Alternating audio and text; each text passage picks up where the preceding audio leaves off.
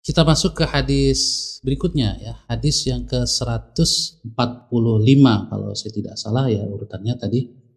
Hadis terakhir pada malam ini. An Abi Hurairah radhiyallahu anhu 'anil Nabi sallallahu alaihi wasallam qala, dari Abu Hurairah radhiyallahu anhu dari Nabi Muhammad sallallahu alaihi wasallam, beliau bersabda, "Innad dina yusrun." Sesungguhnya agama ini adalah kemudahan. Walan yushaddad dinu illa ghalabah. Dan tidaklah agama ini disikapi dengan keras atau berlebihan, kecuali agama itu akan mengalahkan orang yang bersikap keras. Artinya orang yang bersikap keras dan bersikap berlebihan itu akan kalah. Lalu kata Rasul, fasaddidu wa qaribu wa abshiru. Bersikaplah sadad. Sadad itu artinya berusaha tepat, tidak kurang, tidak lebih. Wa qaribu, dan dekatilah atau mendekatlah. Kalau kita tidak bisa tepat, maka minimal kita mendekati sasaran yang tepat itu. Jadi ibarat memanah anak panah kita mengenai titik yang paling tengah. Itu namanya saddidu. Minimal kalau kita berusaha saddidu, kita akan juga qaribu. Mungkin lagi kurang bagus ya tangan kita, ya mungkin agak getar sehingga goyang sedikit. Tapi karena kita sudah membidik, kita insya Allah qaribu, mendekat dari titik itu yang ada di tengah, mungkin di pinggirnya sedikit. Yang penting adalah kita berusaha untuk menaati agama ini sesuai dengan arahan dan proporsi amal yang dianjurkan, jangan berlebihan. Wa abshiru, dan bergembiralah. Maksudnya bergembiralah dengan balasan yang tidak terputus kalau kamu beramal dengan kontinu meskipun sedikit. Pahala yang tidak terputus jika kamu beramal juga tidak terputus, tidak bosan, tidak berhenti. Dan itu salah satu rahasianya adalah kalau kamu moderat. Kemudian kata Rasul menegaskan lagi, wasta'inu bil ghadwati war rauhah. Mintalah atau ambillah bantuan untuk bisa seperti itu dengan ghadwah. Dalam perjalanan panjang, jauh, lama gitu, ya jangan sepanjang hari jalan, berkendaraan jangan. Tapi ada istirahatnya. Kedua itu adalah berangkat di awal pagi, habis sholat subuh kira-kira. Artinya apa? Sebelum itu ya istirahat. Istirahatkan kendaraanmu, istirahatkan dirimu. Warrauhah, dan gunakanlah juga rauhah. Rauhah itu adalah memulai perjalanan di awal malam. Sore istirahat, ya kan? Nanti habis makan malam lanjutkan lagi. Wa syai'in minad duljah. Juga gunakan waktu sesekali, sedikit minad duljah, akhir malam sebelum terbit fajar. Artinya apa? Sesekali boleh kita berangkat sebelum subuh, mungkin ingin menghindari kendala ya. Kalau kita berangkat setelah subuh akan ada kendala. Tapi itu sesekali saja. Dulja itu adalah berangkat di akhir malam. Karena pada dasarnya akhir malam masih waktu istirahat, tapi sesekali kita boleh menggunakannya untuk melakukan perjalanan. Nah, begitulah kira-kira gambarannya orang yang ingin taqarrub, beribadah kepada Allah. Gunakan waktu-waktu di mana kita bersemangat dan sudah fresh untuk beribadah. Rawahul Bukhari. Hadis ini diriwayatkan oleh Al-Imam Al-Bukhari.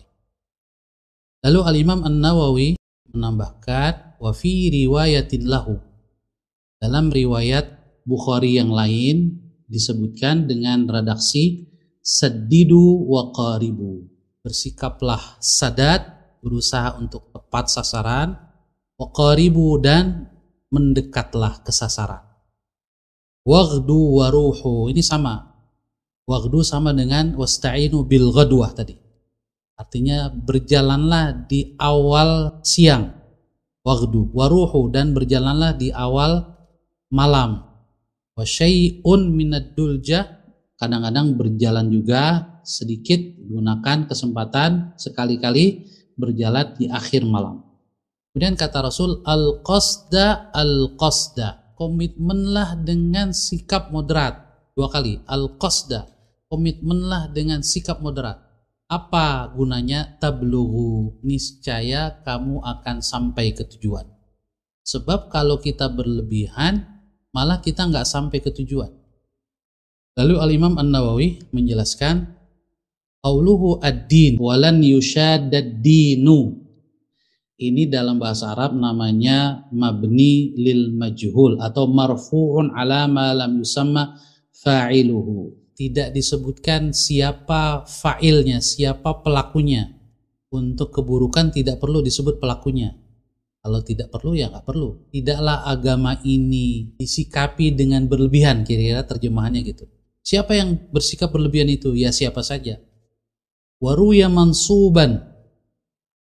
Dan juga dalam riwayat lain disebutkan walan yusyadad dina, dan tidaklah agama ini ada orang yang ingin mengalahkannya. Tapi pelakunya disebutkan ahadun, siapapun, nggak disebutkan person tertentu. Illa ghalabah, kecuali pasti agama itu akan mengalahkannya. Orang itu justru akan kalah. Ay ghalabahu dinu wa ajaza dzalikal musyadu an muqawamatid din. Ya pasti, kata Imam Nawawi, dia akan kalah, orang itu akan lemah, tidak bisa mengamalkan agama ini kalau dia berlebihan. Malah justru akan terhenti dia.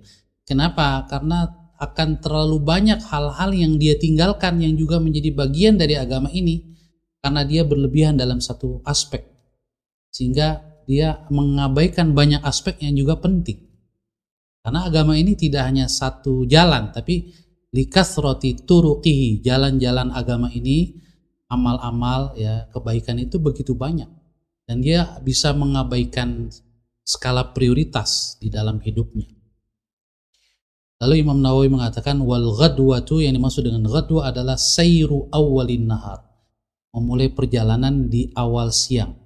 Rauhatu, rauha adalah akhirun nahar, memulai perjalanan di akhir siang atau di awal malam. Waduljatu, sedangkan dulja adalah memulai perjalanan di akhir malam sebelum terbit matahari. Ini masih Imam Nawawi ya, jadi cukup panjang beliau menjelaskan sendiri hadis ini. Wa hadza isti'aratun wa tamtsil. Hadis ini merupakan bagian dari isti'arah. Isti'arah itu satu ungkapan meminjam istilah. Wa tamtsil, tamtsil itu permisalan dari satu istilah. Apa maksudnya? Yaitu Rasul meminjam istilah perjalanan fisik seorang musafir untuk digunakan dalam perjalanan kita, perjalanan non fisik, perjalanan spiritual menuju Allah. Wa ma'nahu, maknanya adalah ista'inu ala ta'atillahi azza wa jalla bil a'mali fi waqti nasyatikum. Mintalah bantuan untuk bisa taat kepada Allah, yaitu dengan amal-amal yang kalian lakukan di saat kalian lagi energik, lagi giat, lagi semangat. Wa faraghi qulubikum, saat hati kalian lagi kosong, artinya tidak memikirkan banyak problematika. Jadi justru pada saat hati kita sedang tidak banyak pikiran, tidak banyak kegelisahan, maka gunakan itu untuk beribadah agar bisa khusyuk. Bihaitsu tastalidzuna al-ibadah, sehingga kalian bisa menikmati ibadah. Nah, begitulah perjalanan. Jadi kalau memang perlu tidur, sehingga setelah tidur fresh baru mulai lagi perjalanan, sehingga perjalanan itu terasa nikmat. Kita bisa menikmati pemandangan ya dan seterusnya.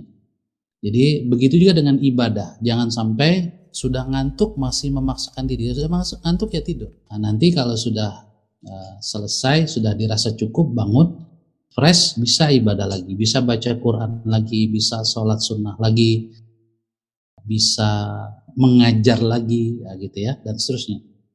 Wala tas'amun, sehingga kamu tidak cepat bosan.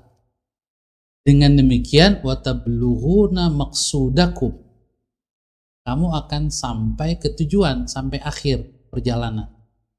Kama annal musafirul hadiqa yasiru fi hadhil awqat, sebagaimana seorang musafir yang cerdas, yang berpengalaman, dia akan membagi perjalanannya itu ya menggunakan waktu-waktu yang energik itu tadi.